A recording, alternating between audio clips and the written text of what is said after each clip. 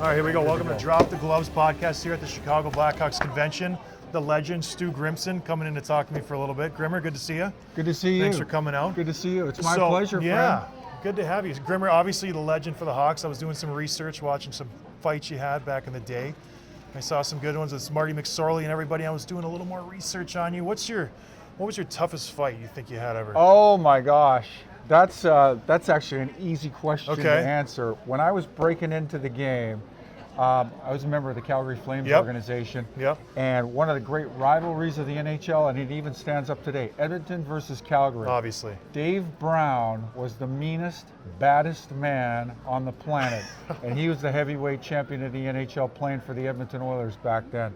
And I'll tell you what, so I'm trying to cut my teeth. I'm trying to kind of break into the business. Time? I'm in my early 20s, Okay. 23 or 4 or so. You're trying to make a name for yourself. Trying to make a name for myself, but I recognized the path to the NHL for me went right through Dave Brown Street. And so I got called up for the front end of a home and home series with the Edmonton Oilers as a member of the Calgary Flames. I got called up as kind of early in my NHL career. And, you know, I mean, I'm watching Dave Brown loop over to my side of the center red line in this game. So we played Sunday night in Edmonton. Okay. And then the back end of the home and home comes into Calgary 2 nights later on Tuesday. So I'm looking at Brownie going, this guy just, I don't want any part of this, but I recognize I've got to do this. So first shift of the game that night, first shift that he and I are out there, we're locked up shoulder to shoulder with one another, and I kind of gave him a shot off the draw, step back, three left hands rather, cut the air above my head. No I'm like, way. I'm able to stay out of the way. I got a hold of that left hand, heavy left hand, and I clocked him twice, laid him out right there. And that is your welcome to the NHL moment. That's my welcome to the NHL moment. That's the realization, like, hey, maybe I got You beat the shit out of the toughest guy in the league. Maybe I got the stuff to stay here. Right out of the gate. And that builds confidence, because I know coming into the league, you played in the A? No, the IHL when I was breaking me. in. Yeah, no, I never played any in the AHL, but I played in the IHL for 3 years. That's insane. So I know when I came into the show, my first fight was versus Peros. And Yeah. you're terrified going into it. And like the night before, you know it's going to happen, especially being called up. Yeah, exactly. You want to make right. a good first impression. If you lose that fight, who knows what happens, right? You're That's sent exactly down. right. There's so much Exactly pressure right. riding on that one fight. But Yeah. hey, now you're here. Yeah. So I was looking at your hockeyfights.com, doing some research. Yeah. And I was amazed at how many fights you actually were in. Like, There's a lot of them. And here's the interesting part about that, John. It's it's changed so much since exactly. I thought the today. same thing, because when the most fights I had in a year was 11. Yeah. And that was like, for me, 11 was, wow, you fought a lot. Then you look back 10, 15 years, and that was like a good month for you guys. Oh, yeah. And it's like, because I know if I fought twice in a week, my hands were throbbing. I had, my shoulder was a little sore. Yeah. Like, what kind of injuries would you get just being a fighter? Like, Well, a split lip. I mean, somebody cuts you above the eye. You lose a tooth. You break a nose or something like that. Didn't happen to me all that often. I might have given better than I got at the end of the day. But you're exactly right. And I remember this specifically. Fighting once takes a lot out of you. yes. Fighting on consecutive games or fighting twice in the same game, it's a physical toll, never mind the emotional toll. I remember this one time, Rocky Thompson got called up to the Calgary Flames, and I knew this guy's wanting to prove his mettle. He's wanting to, prove that he can survive and be a contributor at the NHL level. So I had fought twice in the previous 2 games. I was a member of the Anaheim Mighty Ducks back then. And I knew Rocky, like the 3rd game after I had fought twice before, Rocky got called up, and I going, this kid's going to want to go me. Yep. The last thing I want to do, fight in 3 consecutive games. I was just like, so, he ended up kind of getting the better of me early on in this fight, and we had a pretty good go after that. But it was just a reminder to me, an example of the physical toll that doing that job takes on your body. And especially being a vet he's coming into that game and he's jacked up. Oh Like, yeah, he yeah, is like absolutely. And I'm like- doing everything I can to avoid it. and you don't want to fight. And you're like, okay, man, like no. So in the actual fight, like he's like just his adrenaline's going. You're trying just to get it over with, basically. Get through it. Exactly right. And that's the hard part. I always found with fighting, it was more of a relief once I got the fight over with. It was the 2 days before. And I guess it was worse in my era because I would sit there and watch videos of guys. Right. Like I'd go, okay, there's Steve McIntyre, here comes George Peros, here comes, Brian McGrattan or Colton Orr. Right. And you would just like, it would mind fuck you. You just go over and over and over. Yeah. Like, did you know going in, like, okay, I'm playing Edmonton or Chicago or Detroit, like I got to fight Probert or Doma. Would you circle those games or would just kind of, like, would you stress out about it? How would you deal with that kind of? I would. I was no different than you, really. And here's the thing, like this is the lesson I look back and I remember that I wish I had the ability to kind of do it differently during my career. It's so easy to overinvest in the preparation for that part of the game. For you and I, we're playing 4 to 6 to maybe 8 minutes a night. So there's a good bit of ice hockey that takes place apart from that actual fight you're involved in. But we way overinvest in that 30 seconds of an altercation with another guy, and it comes at the expense of being able to play and play effectively. I marveled at guys like Proby, who were, and today maybe Ryan Reeves is a good example, or Tom Wilson is a good example. But these guys, they walk that tightrope, and they're better equipped to kind of to manage the balance of being prepared to get into a fight if you need to do that, but being prepared to play more importantly. Exactly. I overinvested in the other part, and I think it came at the expense of being able to, and I think to we contribute in other ways. I think people have said, like, you have to fight, you have to win, you have to fight, you have to win. Yeah. And so you focus so much on that, and it affects everything else. Because I know I would want to get the fight over with as quick as possible so I could focus on the game. I was the same way. Because if I didn't fight in the first or second shift, I would literally be shaking on the bench like, okay, I need to get this. Like, it's you have this so much massive adrenaline. Cathartic release. Yes. Like, I know the game requires this. I know my opponent requires this. Let's do it early. I know. Get it out of the way so I can just focus on playing. There is so much just, once even if you lost the fight, you're sitting in the box, you're like, okay, good, finally. Like, it's out of my system, I can go out and play the game. Exactly right. I don't know, those guys, I wonder if Proby, especially him, because he did put up some great points. He made a few All-Star games. Like, he was such a good player. Yeah. Just to have the confidence to be like, okay, I know I can beat anybody up in this league. Yeah. And I can still play. I always worry about getting knocked out every time I fought. I was the same way. I wanted to show well, and the thing that I was most, that I was most responsible for. But there's an important balance there, and I didn't walk it very well. I overinvested in the physical part of it, without question. Yeah. What do you think? The league, do you like the way they've gone with the fighting route as far as trying to phase out the one-dimensional guys like myself? I'll put myself in there. The 4 to 5 minute guys. Do you think that's helping the league? Or I know it's such a weird, like, everyone's. I like the game. I like the game where it's at today. I really do, and for this reason, I think the players today, given the rule changes, we get a chance to appreciate the really skilled guys, the guys that, move the puck well, shoot the puck well, think the game well. I marvel at what those players are capable of doing, and I like it's an environment now where they can really demonstrate, what they're capable of doing with the puck. The kids today, the guys that are playing the game today, there weren't many players that could do that back then. But it's like every team's got 4 or 5 of those guys today, and it's remarkable. It drives me nuts, I know, because back in my day, I never practiced the toe drag going up. I never practiced the sauce pass. No. I didn't practice any of that stuff. I was drilled into me, tape the tape off the glass if it's not there. Yeah, and now keep these it kids simple. now they're like, turn it back, be creative, take time and space. I'm like, I never, ever, ever learned that when I was a kid. I'm like, if I were to be playing hockey now and be 12, I would be such a better hockey player. Yeah. It's insane.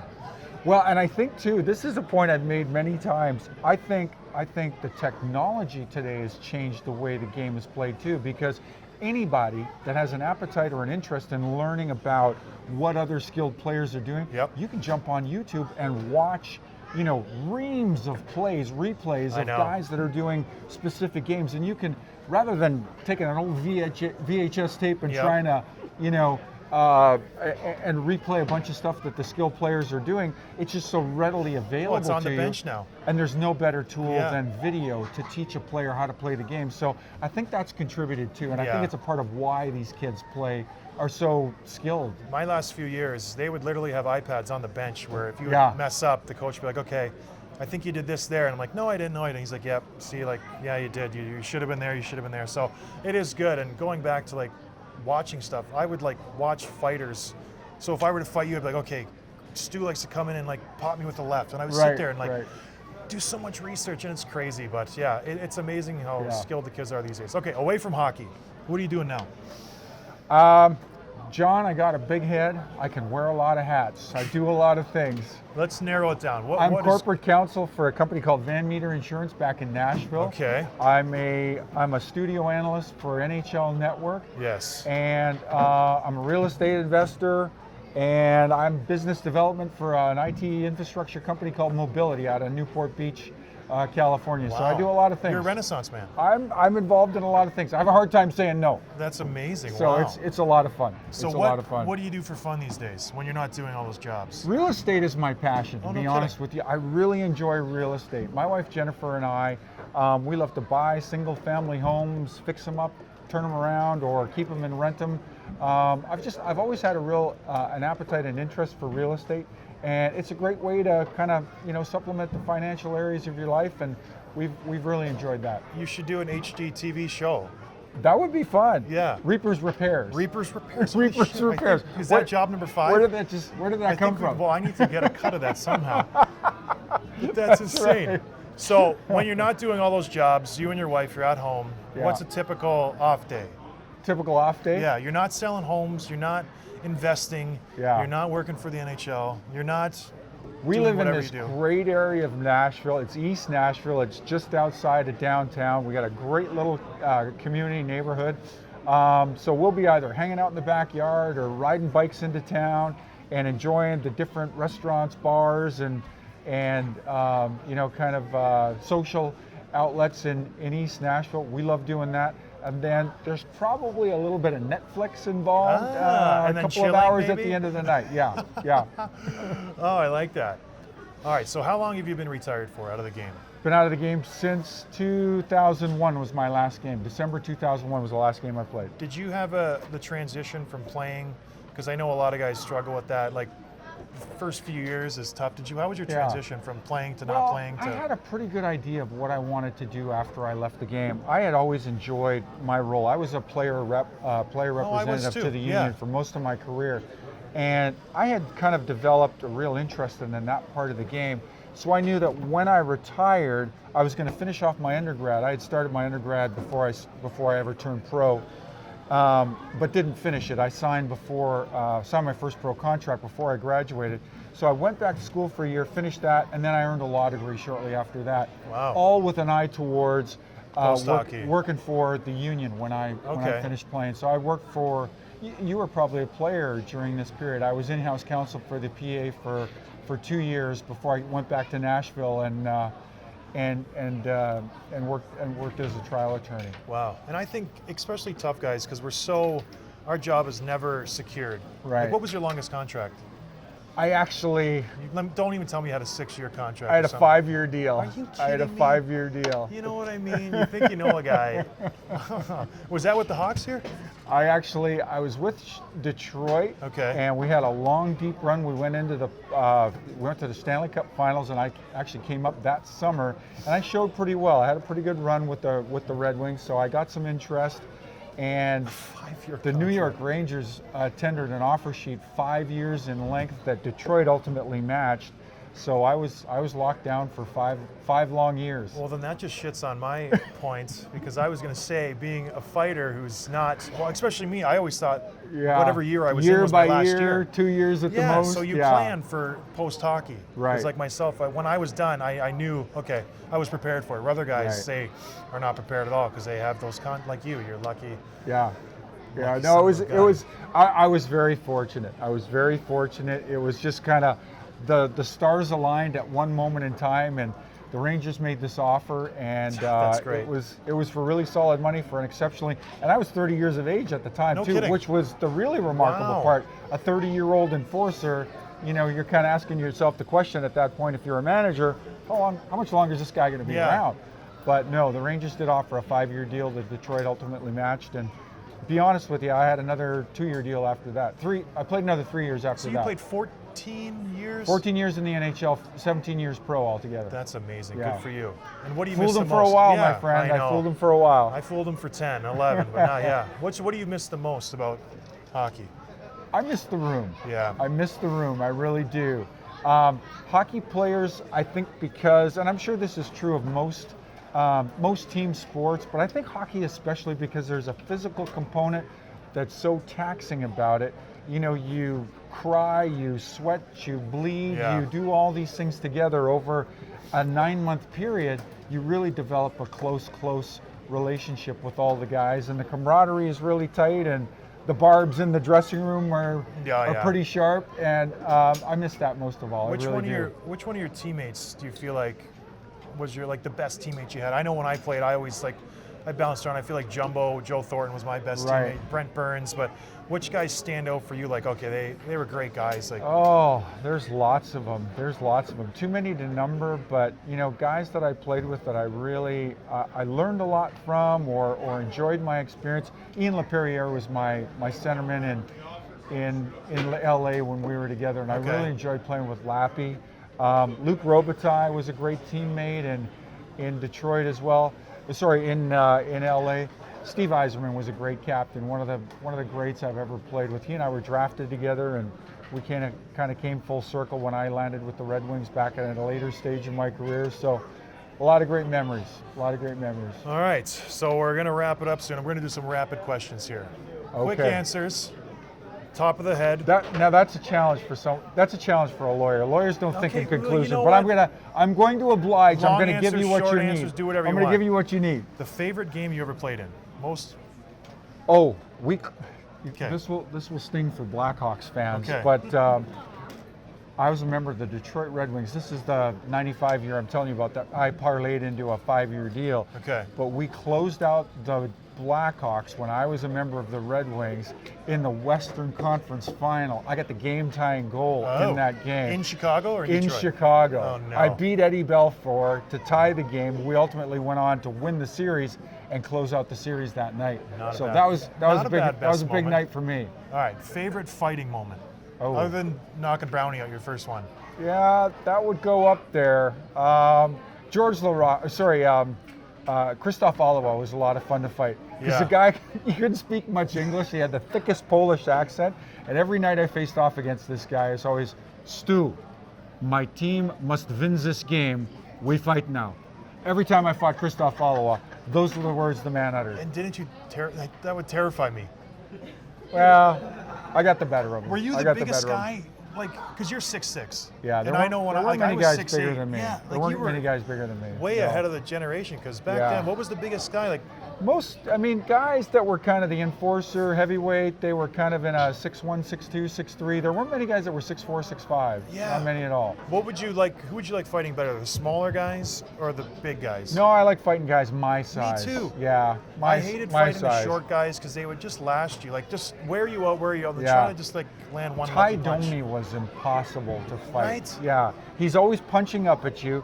Nobody expects a guy that size to Exactly. prevail against a guy my size. It's a lose-lose. And he had a head like a medicine ball. You could tee off on that It head was all like day this long. table You where- could tee off on that head all day long, and you couldn't hurt him. I know. I feel the same way. How many times you fight him?